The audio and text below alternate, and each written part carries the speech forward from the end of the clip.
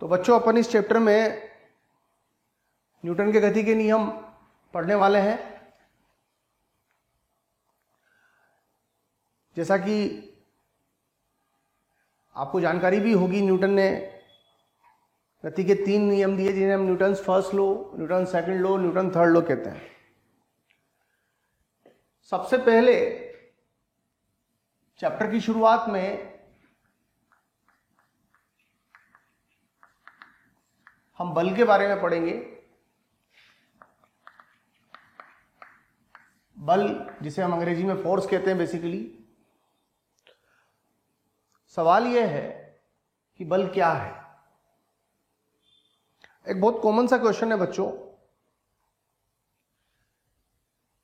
कि क्या किसी वस्तु को गति में बनाए रखने के लिए बल की आवश्यकता होती है? तो हमारा जवाब होगा नहीं। बल की आवश्यकता गति में परिवर्तन के लिए है, न कि गति के लिए। ध्यान रखें, मेरी बात को ध्यान से समझें। वह कारक जिसकी सहायता से गति में परिवर्तन लाया जाता है, उसे हम बल कहते हैं। वो कारक जिसकी सहायता से गति में परिवर्तन लाया जाता है, उसे हम बल कहते हैं।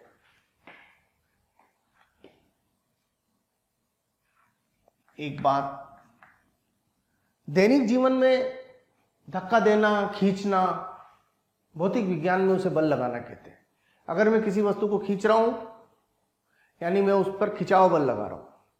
मैं किसी वस्तु को धक्का दे रहा हूं, यानी मैं उस पर धक्का बल लगा रहा हूं। तो दैनिक जीवन में जिसे हम खींचना, धक्का देना कहते हैं, वो भी एक प्रकार का फोर्स आरोपित करना ही है। सबसे इंपॉर्टेंट पार्ट यह एक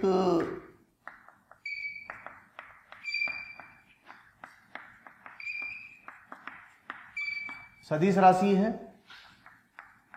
एसआई यूनिट इसकी न्यूटन है। सीजीएस यूनिट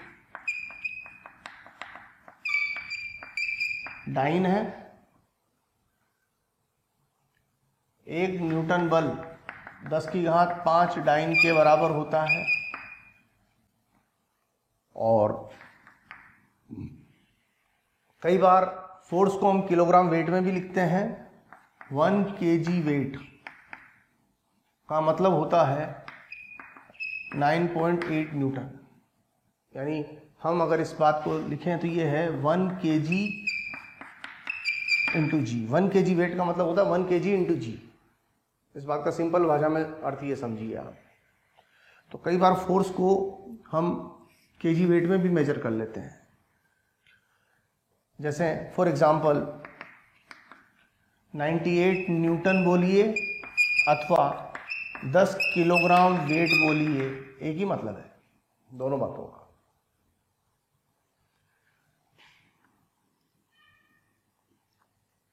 अगर हम यहां पर मैकेनिक्स में काम आने वाले फोर्सेस की बात करें,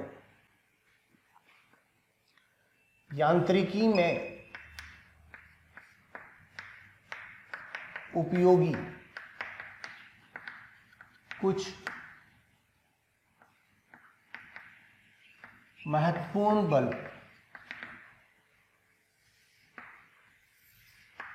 अगर हम यांत्रिकी में उपयोग में आने वाले कुछ महत्वपूर्ण बलों पर बात करें, जैसे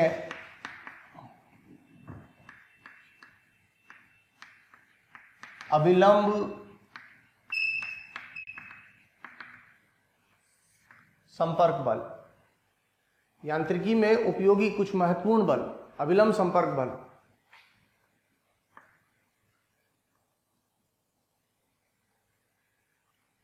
इसकी विशेषता होती है संपर्क सतहों के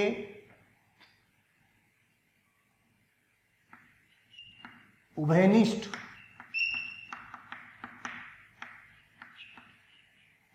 अभिलंब के अनुदिश क्रियारत। संपर्क सतहों के उभयनिष्ठ अभिलंब के अनुदिश क्रियारत होता है, और दूसरा प्रतिकर्षी प्रवृत्ति का होता है।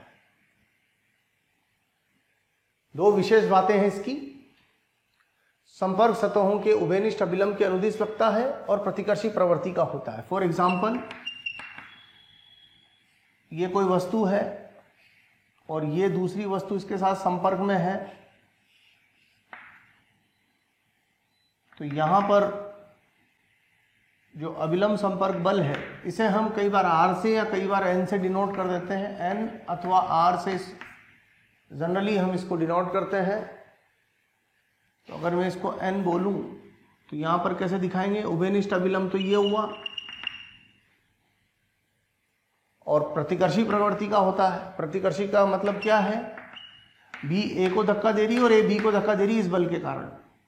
तो यहां पर दिखाते वक्त हम ऐसे दिखाएंगे, B द्वारा A पर धक्का, धक्का मतलब बाहर की तरफ बल, ऐसे।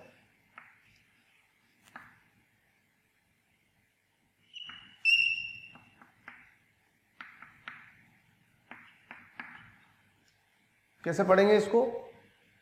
ये बल किस पर लग रहा है? A पर। किसने लगाया? B ने। ये बल किस पर लग रहा है? B पर। किसने लगाया? A ने। तो यह है A द्वारा B पर लगने वाला बल, सॉरी यह है A पर B द्वारा बल, और ये क्या है? B पर A द्वारा बल। बल जहां दिख रहा है समझो वहां लग रहा है, जहां दिखाया जा रहा है वहां लग रहा है, और लगाया किसने ये अपने को देखना होता है। बल के साथ दो बातें होती है हमेशा, बल के साथ दो बातें। कौन कौन सी? जहां क्रिया कर रहा है और जिसने आरोपित किया है। बल के साथ दो बातें महत्वपूर्ण है। बल वहन करने वाली वस्तु और बल आरोपित करने वाली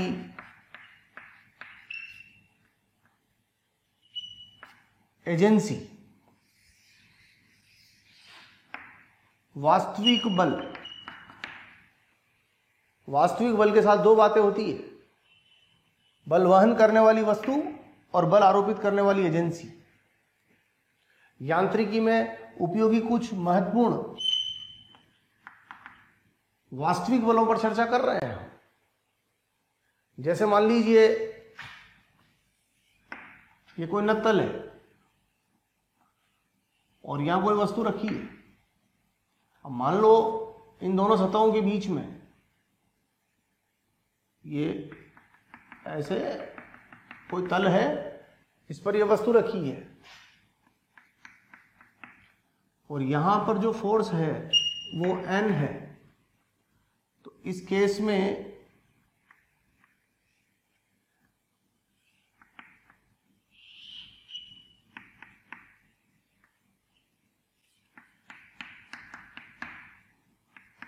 फोर्स इस तरीके से लगे,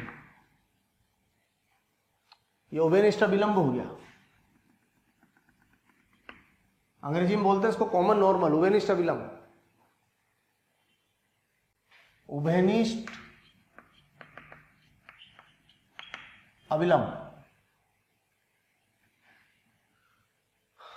ये जो बल आप देख रहे हैं, मैंने क्या बोला? बल का वहन करने वाली वस्तु, बल कहां दिखाया है? यहां दिखाया है। तो ये बल वहन करने वाली हो गई, और बल लगा है तो किसी ने लगाया भी होगा। तो ये बल लग रहा है वस्तु पर, किसने लगाया? नत्तल ने। ये बल लग रहा है नत्तल पर, लगाया किसने है? वस्तु ने। तो इसे क्या पढ़ोगे? वस्तु पर नत्तल द्वारा बल। इस पे इसे क्या पढ़ेंगे? नत्तल पर वस्तु द्वारा बल। ओके,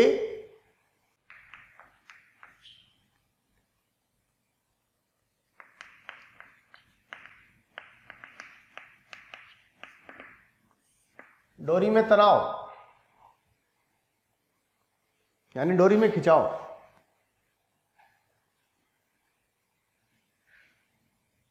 मान लीजिए ये कोई डोरी है और इस डोरी के इस बिंदु पर, इस अनुप्रस्थ काट पर तनाव का मान T है।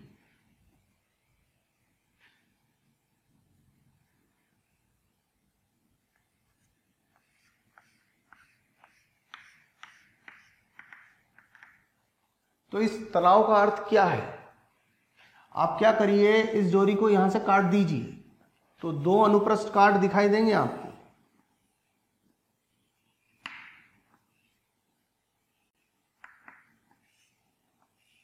ऐसे इसको यहां से काटूंगा तो ऐसे दो अनुप्रस्थ काट दिखाई देंगे।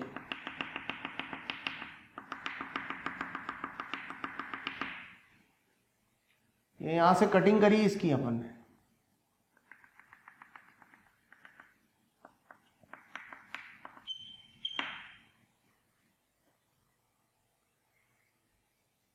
तो T है डोरी में तनाव।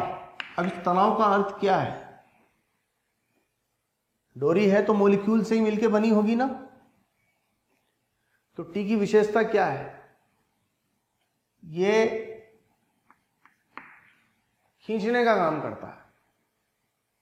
तो होगा क्या, अगर डोरी में तनाव T है, इस बात का सिग्निफिकेंस ये है कि ये जो मॉलिक्यूल्स हैं, ये वाले मॉलिक्यूल्स, हमें इतना प्यार देने के लिए थैंक यू वेरी मच। हज़ारों बच्चे हमारे टीचर्स के वीडियोस का लाभ उठा रहे हैं और अपनी पढ़ाई में लगे हुए हैं। अपने डिस्क्रिप्शन बॉक्स में जो लिंक दिया हुआ है उसको क्लिक करके अपना एनरोलमेंट सुनिश्चित करें। जो बच्चे हमारे डाउट क्लियरिंग सेशंस में एनरोल होना चाहते हैं, हमारे स्टडी मटेरियल को पढ़ना चाहते हैं, वो अपने आप को रजिस्टर करवाएं। ये अपने पड़ोसी मॉलिक्यूल्स को, इनके द्वारा इनको अपनी तरफ ये ऐसे खींचा जा रहा है ऐसे,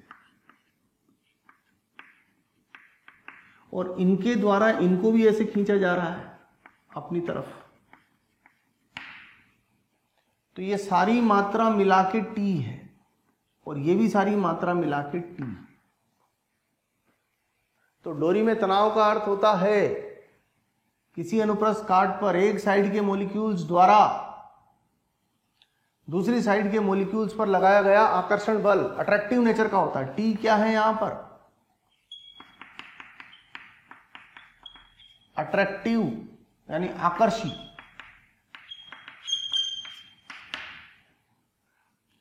T आकर्षी प्रवृत्ति का है। ये मॉलिक्यूल इनको खींच रहे हैं, ये मॉलिक्यूल उनको खींच रहे हैं। जब बल आकर्षी होता है तो बल अंदर की तरफ लगता है, जब बल प्रतिकर्षी होता है तो बाहर की तरफ लगता है। आप देखो यहां पर बल ऐसे लग रहा है और यहां पर बल ऐसे लग रहा है। तो यहां पर फोर्स अट्रैक्टिव नेचर का है, आकर्षी, और वहां पर फोर्स प्रतिकर्षी है। प्रतिकर्षी को अंग्रेजी में बोलते हैं रिपल्सिव। प्रतिकर्षी को अंग्रेजी में कहा जाता है रिपल्सिव। अब यहां पर डोरी से संबंधित कुछ बातें आपको ध्यान रखनी है।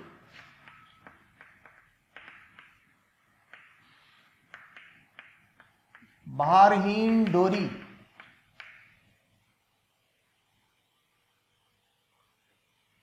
भारहीन डोरी के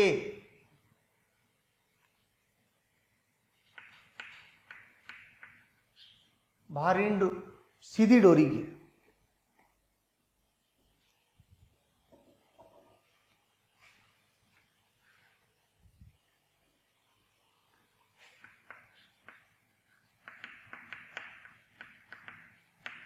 भारहीन सीधी डोरी के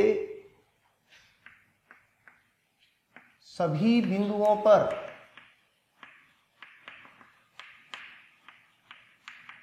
तनाव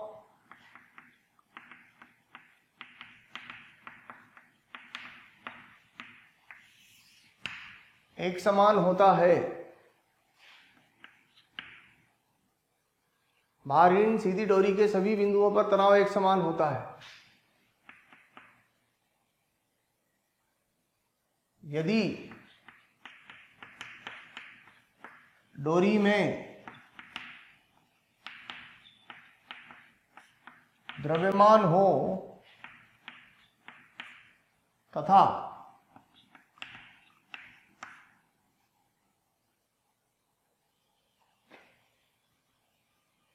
स्थिर हो तो भी, स्थिर से तात्पर्य है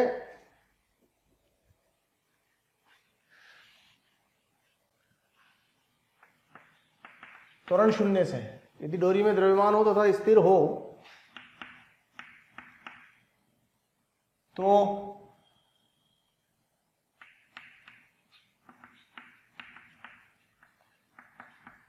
सभी बिंदुओं पर तनाव एक समान होगा।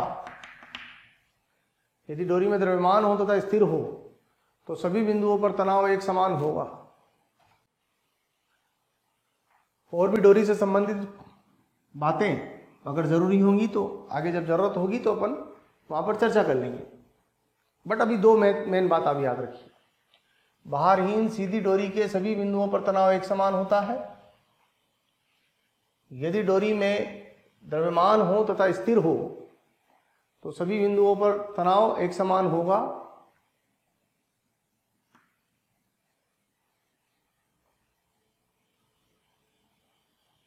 अब यहां पर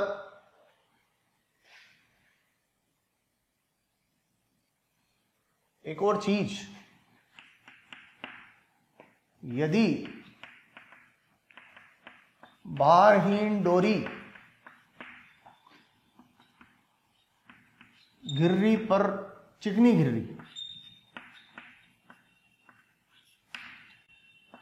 घिर्री पर से गुजर रही हो तो भी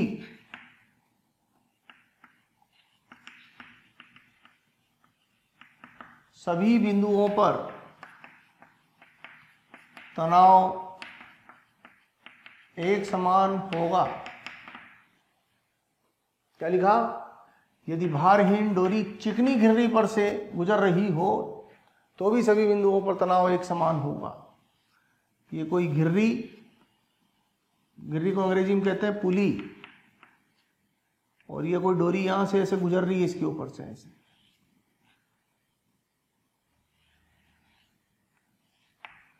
तो इधर के हिस्से में तनाव T है तो इधर के हिस्से में भी तनाव T ही होगा, यह मतलब है।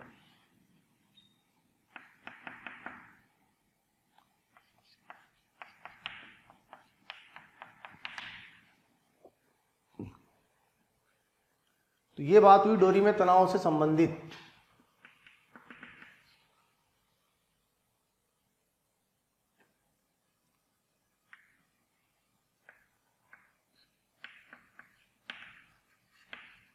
स्प्रिंग में तनाव, स्प्रिंग में तनाव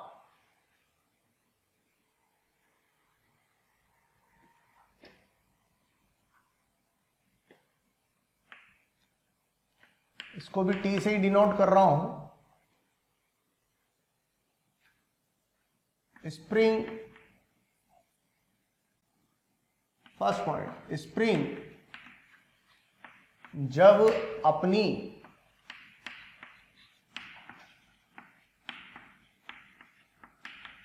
मूल लंबाई में होती है तो उसमें तनाव का मान शून्य होता है। स्प्रिंग जब अपनी मूल लंबाई में होती है तो उसमें तनाव शून्य होता है।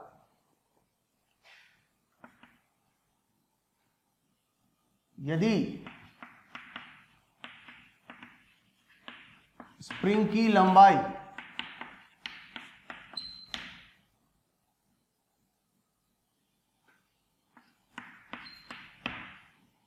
मूल लंबाई से ज्यादा हो, मूल लंबाई कितनी मानी है हमने? L0, और लंबाई कितनी है? L। यदि स्प्रिंग की लंबाई मूल लंबाई से ज्यादा हो, अर्थात स्प्रिंग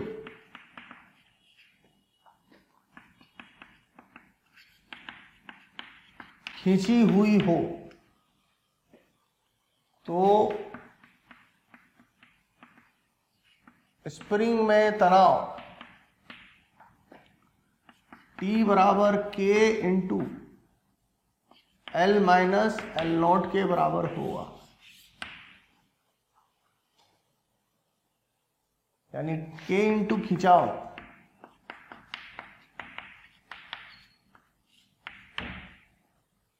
K को यहां पर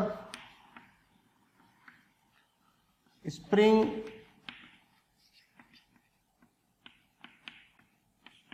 नियतांक कहते हैं, इसको न्यूटन पर मीटर में नापते हैं हम। यदि स्प्रिंग दबी हुई हो, दबी हुई होने का मतलब क्या है, L का मान L नॉट से कम हो, स्प्रिंग की लंबाई मूल लंबाई से कम हो, तो T बराबर K इंटू संपीड़न होगा। T बराबर K into L not minus L, ये संपीड़न कहलाएगा, वो विस्तार, ये संपीड़न।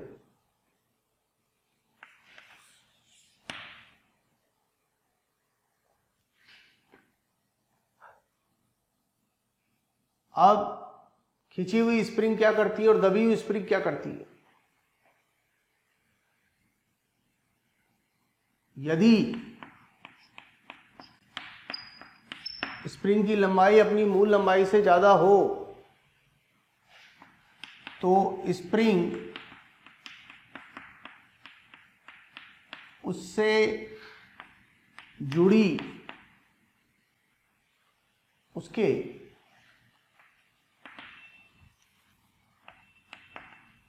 दोनों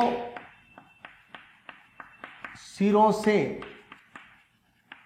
जुड़ी वस्तुओं को अंदर की ओर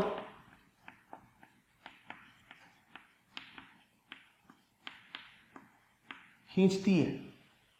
यदि L greater than L not हो, तो स्प्रिंग उसके दोनों सिरों से जुड़ी वस्तुओं को अंदर की ओर खींचती है,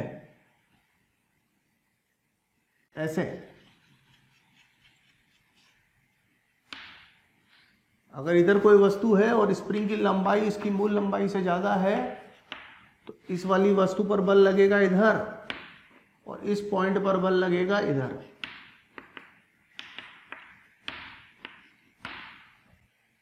यह है स्प्रिंग द्वारा, ये A और B मान लेते हैं, यह है स्प्रिंग द्वारा A पर बल, B पर बल, और यह है स्प्रिंग द्वारा A पर बल, ऐसे।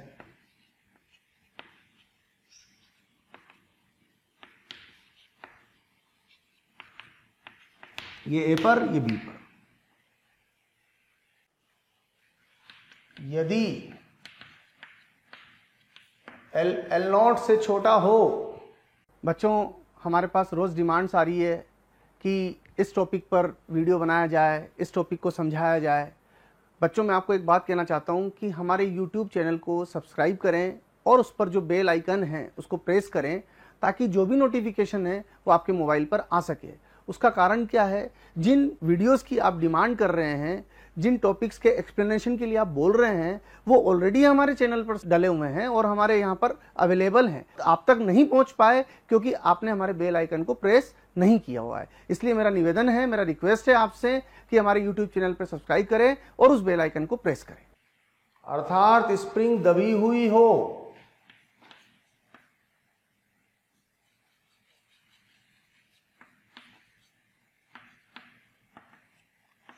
L नॉट से छोटा हो, दबी हुई स्प्रिंग है, तो स्प्रिंग द्वारा यहां पर बल इधर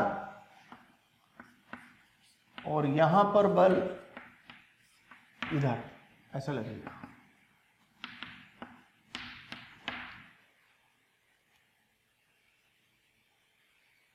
दबी हुई स्प्रिंग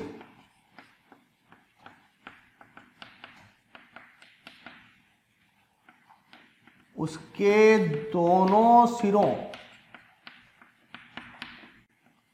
से जुड़ी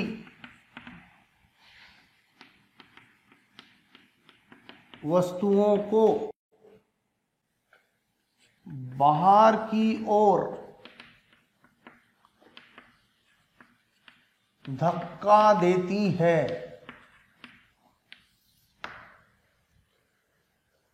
दबी हुई स्प्रिंग उसके दोनों सिरों से जुड़ी वस्तुओं को ऐसे बाहर की ओर धक्का देती है। तो ये बेसिक नियम हैं जो अपने को ध्यान रखने हैं बच्चों, इनकी आवश्यकता हमें पड़ेगी आगे। घर्षण बल की भी हमें आवश्यकता पड़ेगी, बट हम घर्षण बल पर चर्चा बाद में करेंगे, सेपरेट सेक्शन में चर्चा करेंगे। उसके बारे में चर्चा में कुछ हमको बारीकियां सीखनी पड़ेगी। तो ये कुछ फंडामेंटल फोर्सेस हैं जो हमको जरूरत पड़ेगी।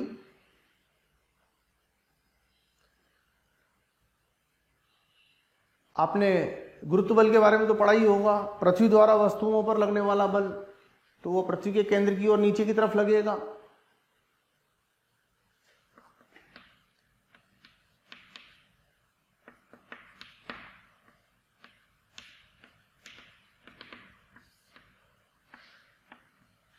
पृथ्वी द्वारा वस्तुओं पर उसके केंद्र की ओर लगने वाला आकर्षण बल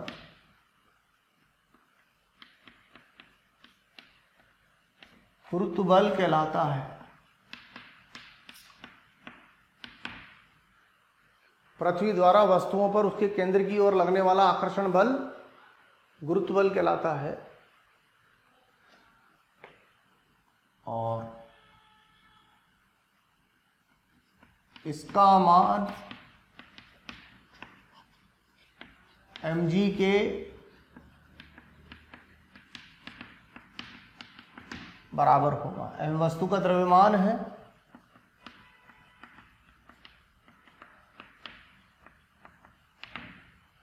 g को हम गुरुत्वीय त्वरण कहते हैं।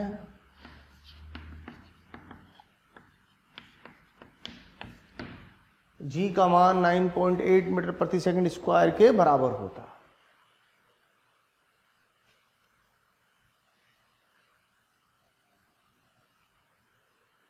mg ऊर्ध्वाधर रेखा के अनुदिश नीचे की ओर क्रियारत होता है।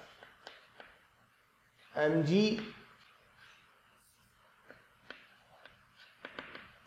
ऊर्ध्वाधर रेखा के अनुदिश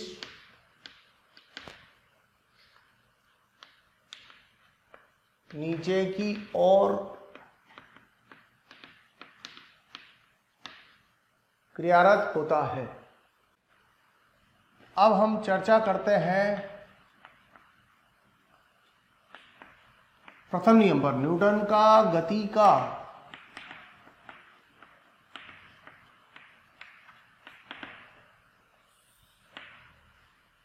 प्रथम नियम।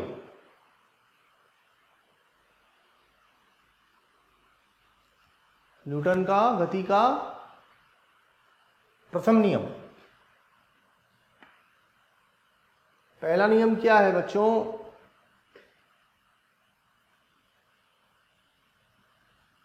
यदि जड़त्वीय निर्देश तंत्र से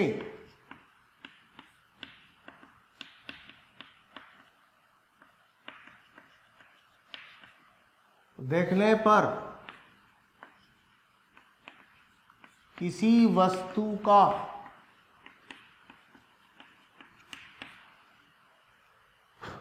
त्वरण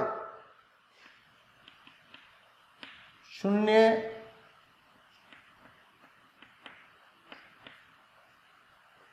दिखाई देता हो दिखाई दे रहा हो, यदि जड़त्वीय निर्देश तंत्र से देखने पर किसी वस्तु का त्वरण शून्य दिखाई दे रहा हो, तो वस्तु पर लगने वाले सभी वास्तविक बलों का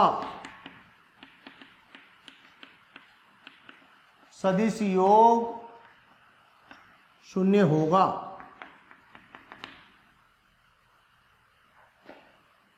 ए बराबर 0 तो सिग्मा एफ बराबर 0।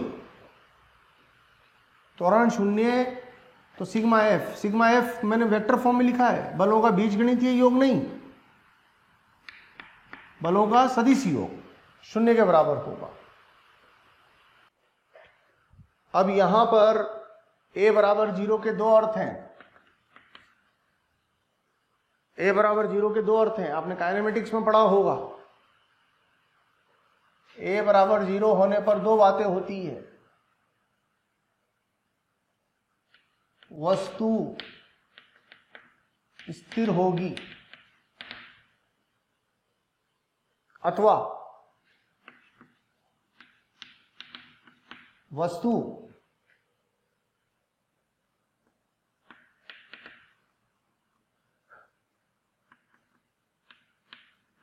एक समान वेग से गतिमान होगी, नियत वेग।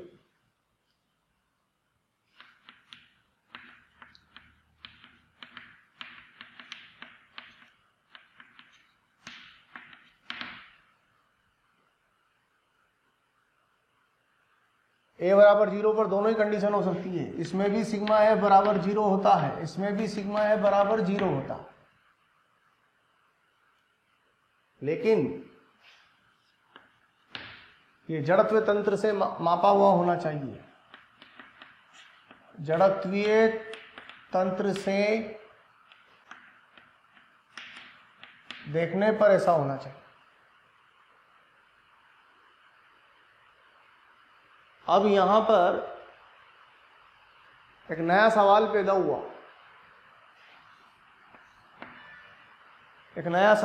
हुआ, कि जड़त्वीय तंत्र होता क्या है। यहां पर त्वरण का जो मापन है वो जड़त्वीय तंत्र से किया गया। अब आपके जहन में सवाल आया होगा कि आखिर यहां पर जड़त्वीय तंत्र का अर्थ क्या है। तो बच्चों, जड़त्वीय तंत्र समझने से पहले हम यहां पर एक बेसिक बात समझेंगे, निर्देश तंत्र क्या होता है।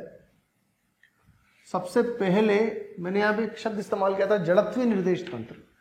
तो पहले तो अपन निर्देश तंत्र शब्द का अर्थ समझ लें। निर्देश तंत्र का मतलब है वह तंत्र जहां से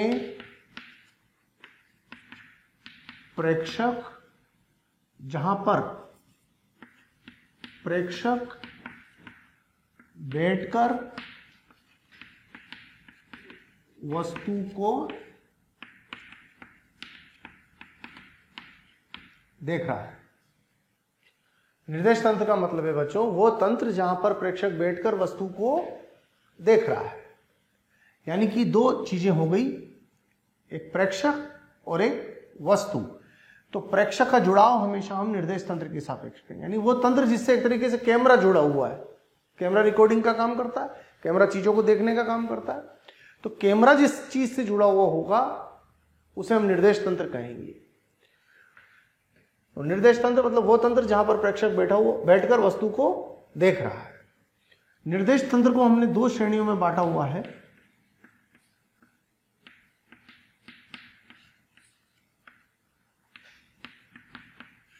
जड़त्वीय और अजड़त्वीय। जड़त्वीय यानी इनर्शियल और अजड़त्वीय यानी कि नॉन इनर्शियल। अगर हम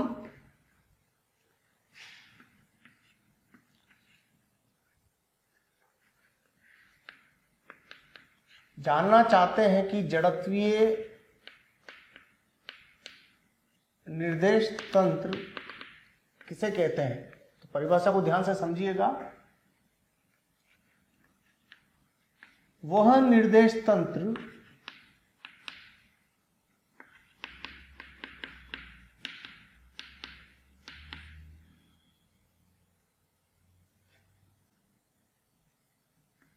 जो कि जमीन के सापेक्ष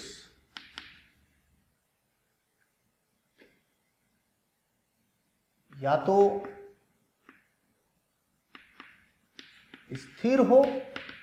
बच्चों, अगर आपको हमारे वीडियोस पसंद आते हैं, आपको हमारा पढ़ाया हुआ समझ आता है, तो आप हमारे वीडियोस को लाइक करें, शेयर करें। इससे आपको भी बेनिफिट होगा और साथ में ज़रूरतमंद स्टूडेंट्स तक हमारी बात पहुंच पाएगी। बच्चों, आपका जो प्यार इसने हमें मिलता है, उससे हमें मोटिवेशन मिलता है, वो हमारे लिए बूस्टर डोज का काम करती है। और हम चाहते हैं कि इसी तरह आपका प्यार मोहब्बत हमें मिलती रहे, ताकि हम इसी एनर्जी के साथ बराबर लगे रहें। अथवा एक समान वेग से गतिमान। जड़त्वीय निर्देश तंत्र किसे कहेंगे? वह निर्देश तंत्र जो कि जमीन के सापेक्ष या तो स्थिर हो अथवा एक समान वेग से गतिमान हो, उसे हम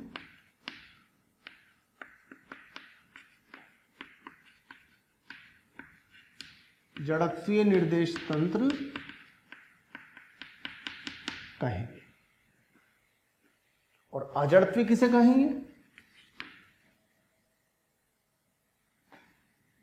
अजड़त्वीय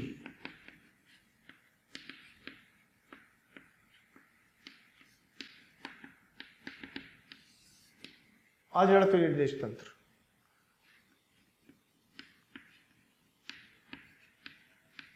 वह निर्देश तंत्र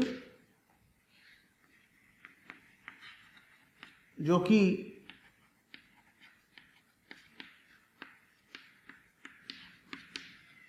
जमीन के सापेक्ष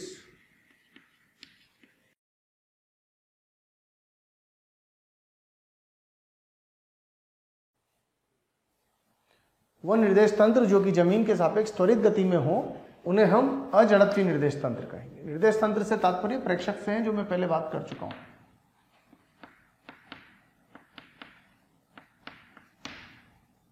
तो उदाहरण लेता हूं, उनसे आपको समझ में आ जाएगी बात। जैसे मान लीजिए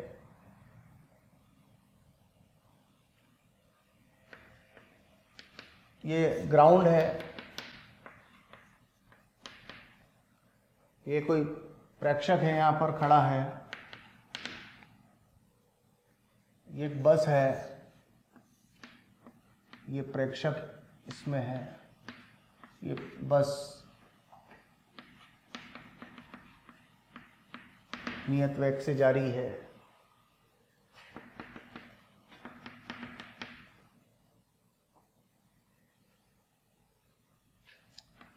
ये एक प्रेक्षक है, ये लिफ्ट है,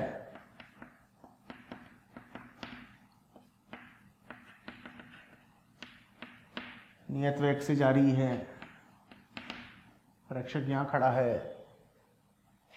ये एक लिफ्ट है, त्वरित गति से जा रही है, प्रेक्षक अंदर है।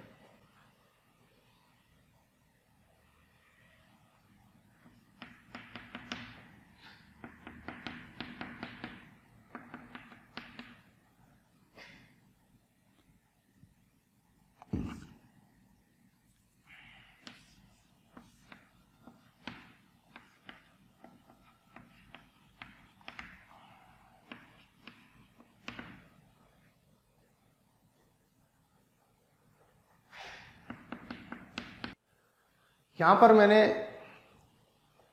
कुछ अलग अलग कंडीशंस ली है प्रेक्षकों की। प्रेक्षक को अंग्रेजी में बोलते हैं ऑब्जर्वर। ये प्रेक्षक है, प्रेक्षक को अंग्रेजी में बोलते हैं और वस्तु को अंग्रेजी में बोलते हैं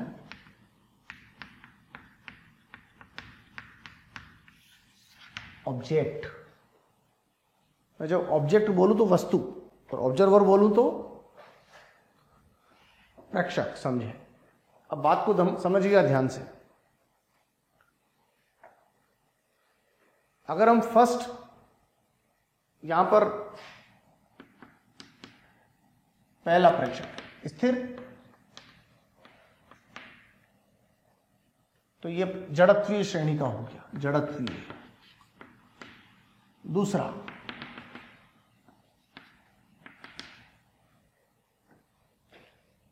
प्रेक्षक बस में है, लेकिन बस नियत वेग से जा रही है, तो प्रेक्षक भी नियत वेग से जाएगा, यह भी जड़त्वीय है। थर्ड, प्रेक्षक लिफ्ट में है और लिफ्ट नियत वेग से जा रही है, यह भी जड़त्वीय है।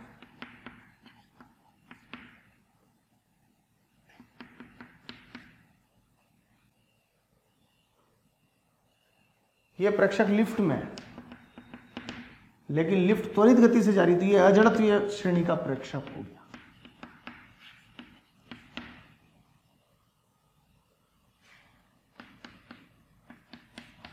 कि प्रेक्षक बस में और बस त्वरित गति में जा रही है, तो ये अजड़त्वीय श्रेणी का प्रेक्षक हो गया।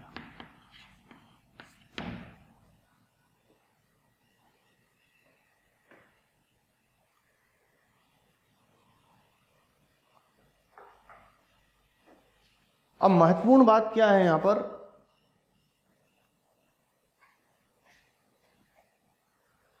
कि जो न्यूटन के नियम हैं वो सिर्फ जड़त्वीय श्रेणी के प्रेक्षकों के लिए बने हैं। न्यूटन के नियम जड़त्वीय निर्देश तंत्र में ही लागू होंगे। यह न्यूटन के नियमों की विशेषता है। यदि प्रेक्षक अजड़त्वीय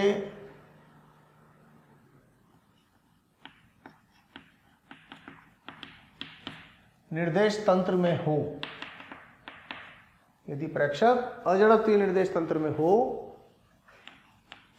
तो उसे न्यूटन के नियम, तो उसे वस्तु पर न्यूटन के नियम लगाने से पहले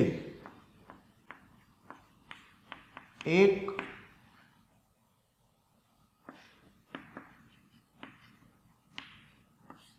काल्पनिक बल और लगाना होगा। यदि प्रेक्षक अजड़त्व निर्देश तंत्र में हो, तो उसे न्यूटन के नियम लगाने से पहले एक काल्पनिक बल और लगाना होगा। इस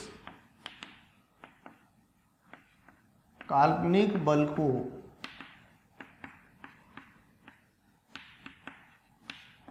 छद्म बल कहते हैं। इस काल्पनिक बल को हम छद्म बल कहेंगे। छद्म बल बराबर होता है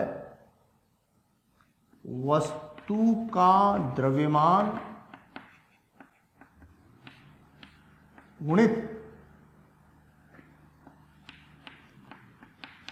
अजड़त्वीय, यानी यूं कहें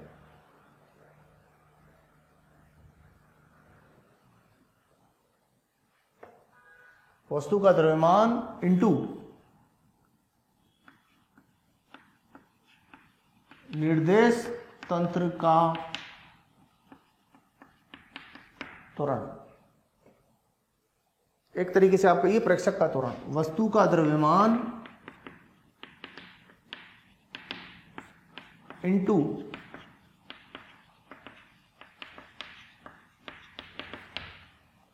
प्रेक्षक का त्वरण। आप यहां पर एक बहुत बेसिक सी बात समझ लीजिए। छदम बल कैलकुलेट करते वक्त द्रव्यमान वस्तु का लिया जा रहा है, वस्तु कौन जिसे देखा जा रहा है, और त्वरण प्रेक्षक का लिया जा रहा है, प्रेक्षक कौन जो वस्तु को देख रहा है। बात समझ में आई? छदम बल को कैलकुलेट करने के लिए द्रव्यमान वस्तु का लिया जाता है और त्वरण प्रेक्षक का लिया जाता है, ध्यान रखिएगा। अब जैसे अच्छा एक और चीज, छदम बल की दिशा बराबर माइनस इंटू प्रेक्षक के त्वरण की दिशा, या यूं कहे माइनस इंटू निर्देश तंत्र के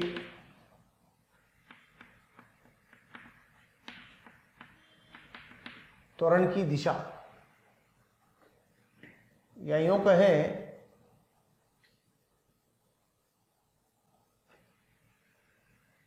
निर्देश तंत्र के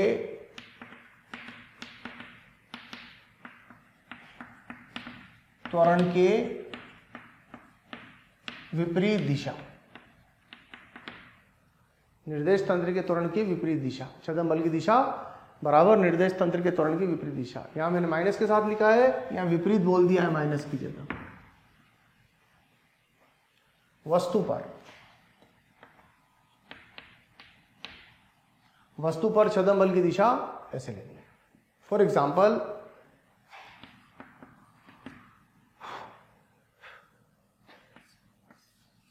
ये एक बस है, ए त्वरण से आगे जा रही है, एक वस्तु यहां रखी है और एक प्रेक्षक यहां पर खड़ा हुआ है। तो इस प्रेक्षक को इस वस्तु के ऊपर, यह प्रेक्षक अगर इस वस्तु को देखता है तो जब यह प्रेक्षक इस वस्तु की डायनेमिक्स स्टडी करेगा, लॉज ऑफ मोशन अप्लाई करेगा, तो इसको और तो बल जो लग रहे हैं वो लेने ही पड़ेंगे, लेकिन उनके साथ साथ एक और बल लेना पड़ेगा। कौन सा? यह वस्तु स्थिर है,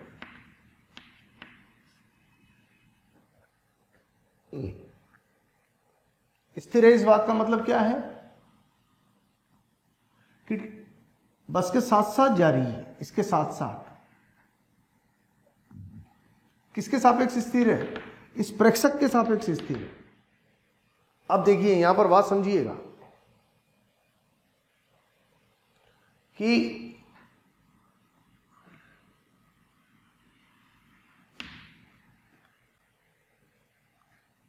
अगर ये प्रेक्षक इस वस्तु को देखता है तो छदम बल कितना? वस्तु का द्रव्यमान, ये वस्तु का द्रव्यमान m ले लिया, इंटू निर्देश तंत्र का त्वरण। निर्देश तंत्र मतलब जहां प्रेक्षक बैठा है, प्रेक्षक बस में बैठा है तो बस ही निर्देश तंत्र हो गई यहां पर। तो बस का त्वरण कितना है? तो किधर की तरफ? निर्देश तंत्र के त्वरण की विपरीत। तो छदम बल बराबर ma, विपरीत दिशा। ये हुआ। अगर कोई प्रेक्षक ये लिफ्ट में है, ये वस्तु है, m द्रव्यमान, लिफ्ट ए त्वरण से ऊपर जा रही है, ए त्वरण ऊपर की ओर है,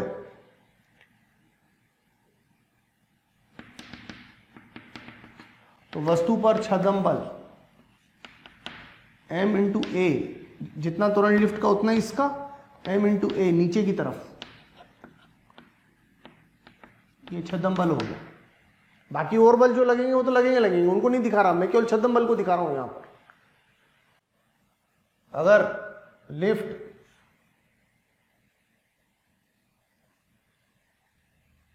मंदन ए से ऊपर जा रही हो,